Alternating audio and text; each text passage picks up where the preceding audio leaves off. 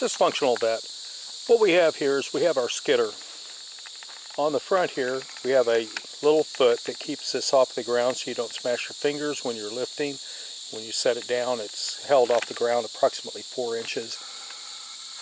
We have our braces, and then we have the braces here. As you can see, we've got the tires aligned. We've got the winch. These are held in place with standard bolts only because I could not get grade 8 in the length I needed where I went to. I have this roller right here. I paid $14 on Amazon for this. I looked it up today, and if I remember, I'll stick a link in there. If I don't, if somebody will remind me, I will put the link in the description if I forget. The thing is pretty dirty. It's pretty covered with dust. The winch. Oh, I love this winch. It works great. I used it to pick up a log, to drag a log over, and what I really like about this winch is right here. See this? Got these screws, and you can tie this little jewel down and run it through instead of having to weave the cable through this, which is a real mess. Also, when it spools up pretty clean. Now granted, I do kind of work with it right now because I'm still kind of getting the cable to have a molecular memory. The axles did good, everything held, and it tracks real well. Backing is hard because of the short tongue, so probably what I'll do is I'll pull in close to where I have something, and I will extend my grappling hook. I'll grab onto the log, I'll pull it in. Now, in the video you're about to see, I did not put a chain here for support and hook in, and I have a hook right down here. Let's see if you can see it. Hope you can see that. Anyway, I have a welded hook on there, and that hook will actually pull the thing, and it'll be in line with the tongue, and then the chain just kind of supports it. All of this is to take stress off of the frame as much as possible and to give longevity to this, because as I have said, I am probably the worst welder. Okay, I'll put it this way. I'm not a good welder. I'm not the worst, but I'm not a good one. This took 4 weeks to build, basically a month, and that's not 40 hours a week. Most of my time was cleaning out inclusions so that I could make new welds and go solid metal to metal and get all of the inclusions out so this thing wouldn't crack.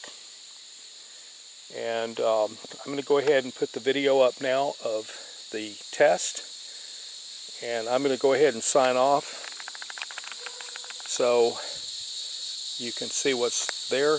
This design is entirely mine, and if you want the dimensions on this, put them in comments, and then I'll put them in the description for all this. And I will tell you that when I was building this thing, I had a devil of a time getting these right here, these pieces, to align properly, and it took me a long time to figure out what the problem was. One of these pieces of metal down here, one of this one or that one, it has a twist in it, and the only way you can see it is to put a framing square or a level against it, and then you'll see that it starts out just right on the money, and then it actually moves away from it. And I didn't know that at the time. So everything is good. I'm happy with it. Dysfunctional vet. Let me start over. Enjoy the video. Dysfunctional vet out. Dysfunctional vet. What we have here is we have our hitch, and I'm boring the holes. There's 2 holes, one here and one here. I'm boring these 2 holes through. I just ran out of battery. But this is how far I've gotten so far. I've got the wheels on, as you can see. There's, well, maybe you can't see, but there's space between them, and space over here between them, so everything's nice and square. I've got the winch on. I was in the process of figuring out how much cable I needed. I put a little extra cable on it. As you can see, it's kind of unspun. We'll be coming down here to this, and this is where I'll put the eye into place and hook it up. Let me show you the grippers that I'll be using. These grippers are called skidding tongs. This is my piece right here, and I had a hook, that one right there, but this was going to really lengthen this thing and make a problem. What I'm going to do tomorrow is I'm going to get me a shackle. I'm going to probably cut this off, put a shackle on here, and run the thimble for the cable through this. And then of course here are my pins. Now these pins really need to be canted slightly more this direction. Not much, just a little bit. They're almost exactly perfect. Well, the guy who designed them, I'm sure, decided that they were perfect, but I would prefer them to be canted just a little bit more than what they are. They will work, that's not an issue, but if they were canted a slight bit different, they would be a bit more versatile. But no complaints, generally speaking. The skidding tongs are in good shape.